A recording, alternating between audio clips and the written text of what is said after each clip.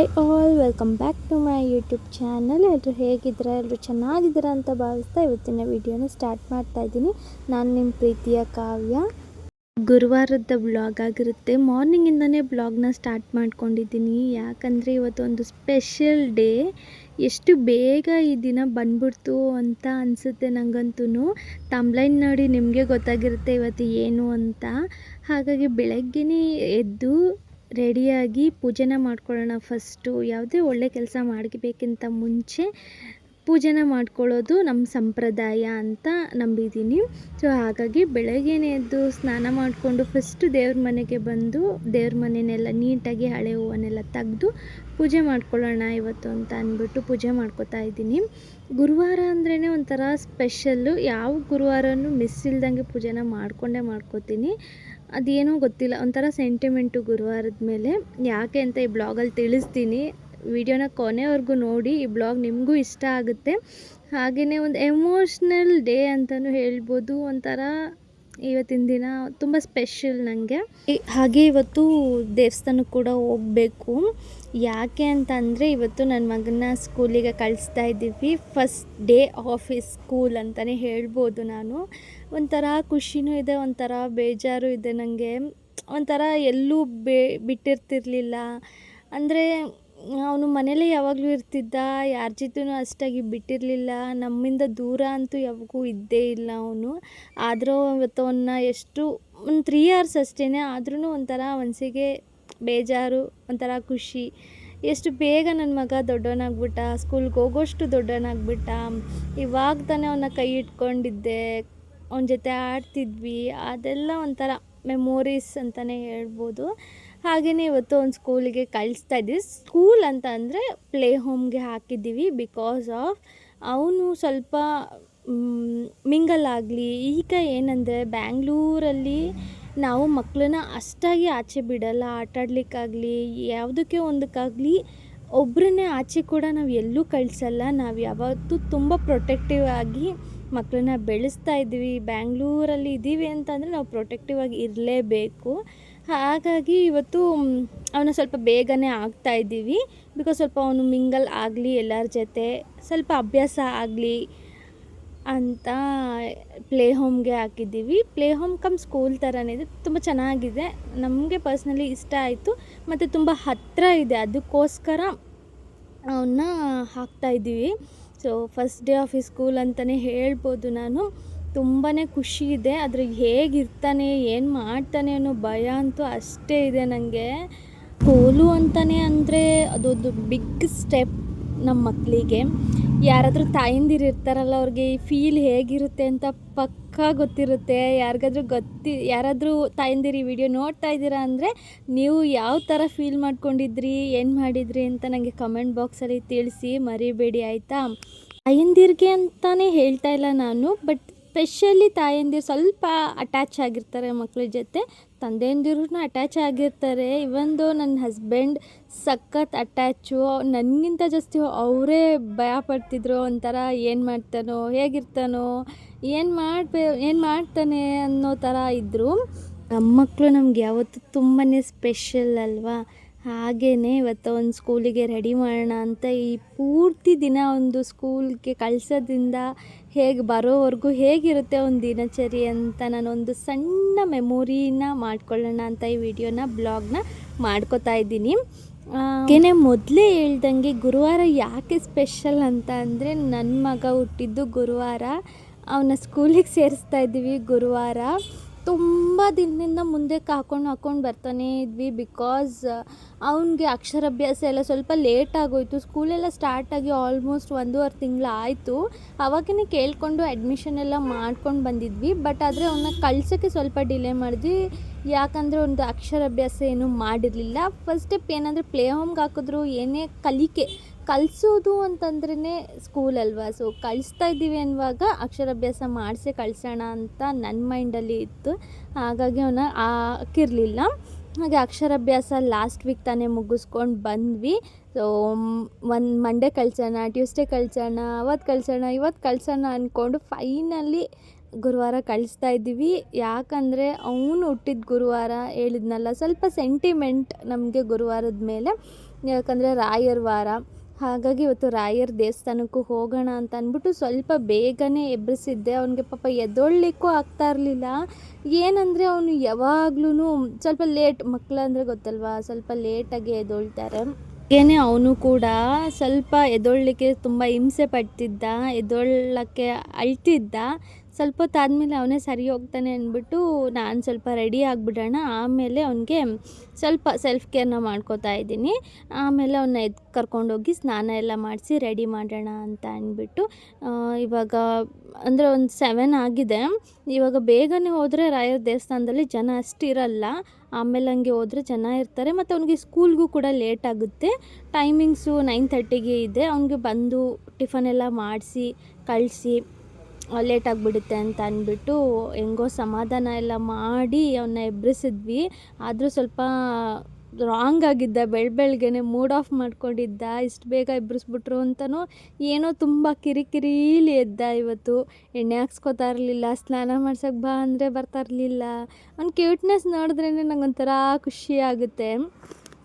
ಏನಂದರೆ ನಮ್ಮ ಮಕ್ಕಳನ್ನ ನಾವು ದಿನ ನೋಡಿ ಅವ್ರಿಗೆ ಯಾವ್ದು ಬೇಕು ಯಾವ್ದು ಬೇಡ, ಹೆಂಗೆ ಮಾಡಿದ್ರೆ ಅವ್ರು ಒಪ್ಕೋತಾರೆ, ಹಿಂಗೆ ಮಾಡಿದ್ರೆ ಒಪ್ಕೊಳ್ಳಲ್ಲ, ಹೆಂಗೆ ಸಮಾಧಾನ ಮಾಡಬೇಕು ಎಲ್ಲ ಗೊತ್ತಿರುತ್ತೆ.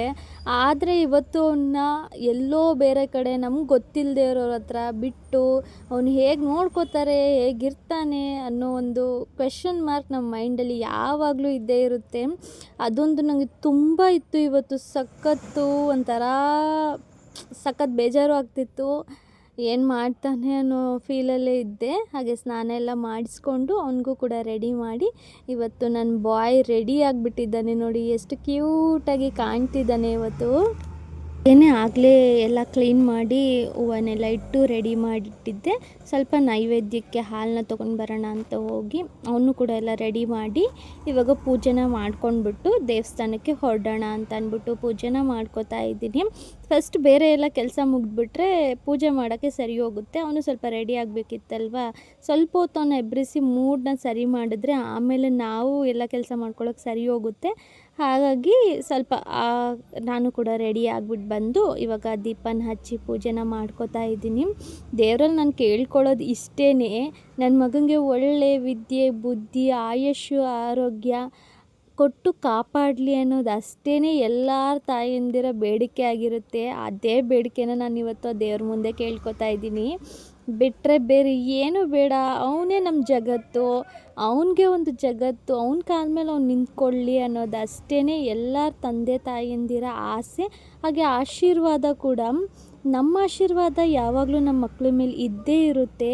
ಹಾಗೆ ದೇವರ ಆಶೀರ್ವಾದನೂ ಇರಲಿ ಅಂತ ಇವತ್ತು ಆ ದೇವರಲ್ಲಿ ನಾನು ಇದನ್ನೇ ಕೇಳ್ಕೊತೀನಿ.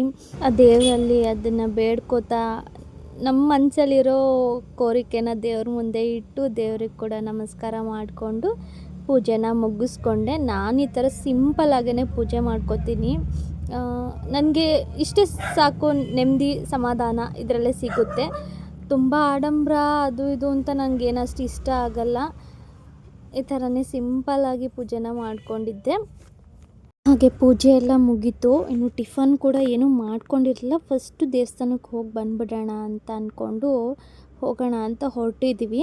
ನಾವು ಹೇಳಿದ್ನಲ್ವ, ಗುರುವಾರ ಆಗಿರೋದ್ರಿಂದ ರಾಘವೇಂದ್ರ ಸ್ವಾಮಿ ದೇವಸ್ಥಾನಕ್ಕೆ ಹೋಗೋಣ ಅಂತ ಹೋಗ್ತಾ ಇದ್ದೀವಿ. ಸ್ವಲ್ಪ ದೂರ ಇದೆ ನಮ್ಮ ಮನೆಗೂ ರಾಘವೇಂದ್ರ ಸ್ವಾಮಿ ದೇವಸ್ಥಾನಕ್ಕೂ. ಒಂದು 15 to 20 ಮಿನಿಟ್ಸ್ ಆಗುತ್ತೆ ಹೋಗೋಕ್ಕೆ. ಹೋಗಿ ಬಂದು ಆಮೇಲೆ ಟಿಫನ್ ಏನಾದರೂ ಮಾಡಬೇಕು. ಯಾಕಂದರೆ ಅವನಿಗೆ ಊಟ ಮಾಡಿ ಸ್ವಲ್ಪ ಟಿಫನ್ ಮಾಡಿ ಕಳಿಸಿದ್ರೆ ಅವನು ಅಲ್ಲಿ ಏನು ತಿಂದಿಲ್ಲ ಅಂದ್ರೂ ಮನೆಗೆ ಬಂದು ಮತ್ತೆ ತಿನ್ಸೋಕ್ಕೆ ಸರಿ ಹೋಗುತ್ತೆ. ಬಟ್ ಖಾಲಿ ಹೊಟ್ಟೆಲಿ ಕಳ್ಸೋಕ್ಕಾಗಲ್ಲ ಅಲ್ವಾ. ಹೋಗಿದ್ವಿ ರಾಘವೇಂದ್ರ ಸ್ವಾಮಿ ದೇವಸ್ಥಾನಕ್ಕೆ. ತುಂಬಾ ಚೆನ್ನಾಗಿ ಅಭಿಷೇಕನ ಮಾಡ್ತಾಯಿದ್ರು. ನಾವು ಹೋದಾಗ ನೋಡೋಕ್ಕೆ ತುಂಬ ಚೆನ್ನಾಗಿ ಅನಿಸ್ತು. ದೇವಸ್ಥಾನಕ್ಕೆ ನಮಸ್ಕಾರ ಮಾಡಿಕೊಂಡು ಬಂದ್ವಿ. ಬಂದು ಆನ್ ದ ವೇನೆ ಬರುವಾಗ ಇಡ್ಲಿನ ತೊಗೊಂಡು ಬಂದಿದ್ವಿ ಹೋಟ್ಲಿಂದ. ನನ್ನ ಮಗನಿಗೆ ಇಡ್ಲಿ ಅಂದರೆ ಫಸ್ಟ್ ಪ್ರಿಯಾರಿಟಿ ಅವನಿಗೆ.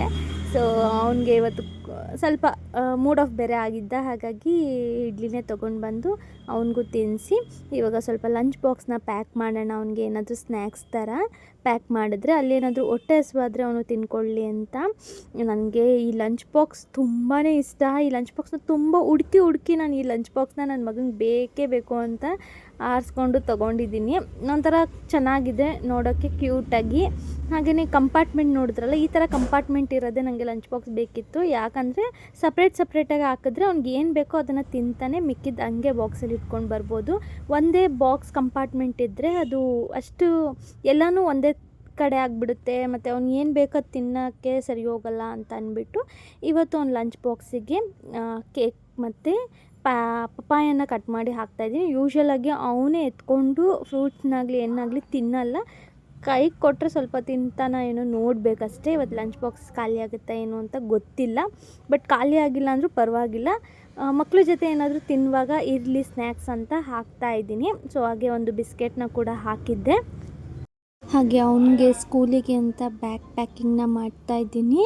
ಸ್ವಲ್ಪ ಸ್ಕೂಲಲ್ಲಿ ಒಂದಷ್ಟು ಮೆಷರ್ಸ್ ಹೇಳಿದರು, ಒಂದು ಜೊತೆ ಕ್ಲೋತ್ಸ್ ಮತ್ತು napkins, lunch box, water bottle ಈ ಥರ ಕೊಟ್ಟು ಕಳಿಸಿ ಅಂತ. ಹಾಗಾಗಿ ಅವನಿಗೆ ಇದನ್ನು ಪ್ಯಾಕ್ ಮಾಡಿ ಬ್ಯಾಗಿಗೆ ಹಾಕ್ತಾಯಿದ್ದೀನಿ. ಇನ್ನೇನು ಟೈಮ್ ಕೂಡ ಆಯಿತು, ಅವನ್ನ ಕರ್ಕೊಂಡು ಸ್ಕೂಲಿಗೆ ಹೊರಡಬೇಕು ಅಂತ. ಒಂದು ಹೊಸ ಸ್ಲಿಪ್ಪರ್ನ ಕೂಡ ತೊಗೊಂಡು ಬಂದಿದ್ದೀವಿ, ಸ್ಕೂಲ್ಗೆ ಹಾಕ್ಕೊಂಡು ಹೋಗಿ ಕಂಫರ್ಟಬಲ್ ಆಗಿ ಇರಲಿ ಅಂತ.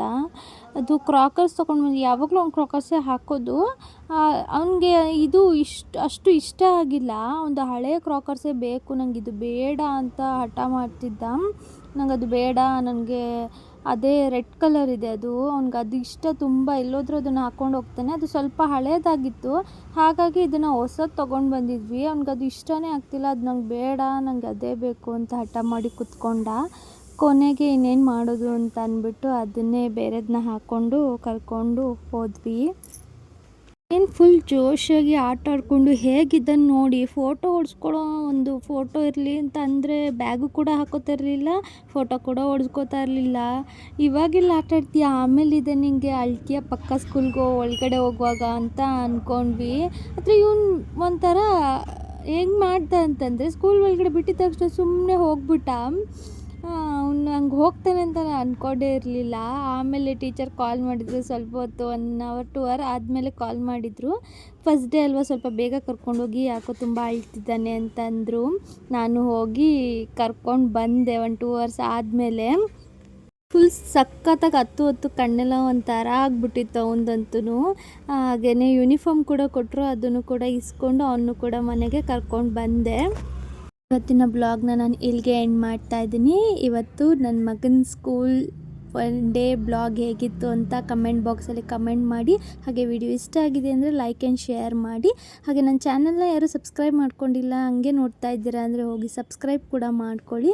Thank you so much. Bye. Next ಬ್ಲಾಗಲ್ಲಿ ಸಿಗ್ತೀನಿ. ಮತ್ತು ನಾಳೆ ಹೇಗಿರ್ತಾನೆ ಗೊತ್ತಿಲ್ಲ, ಆದರೂ ನಾಳೆ ತುಂಬ ಹಠ ಮಾಡ್ತಾನೆ ಅಂತಲೂ ಅಂದ್ಕೊಂಡಿದ್ದೀವಿ, ನೋಡೋಣ. Thank you. ಬಾಯ್.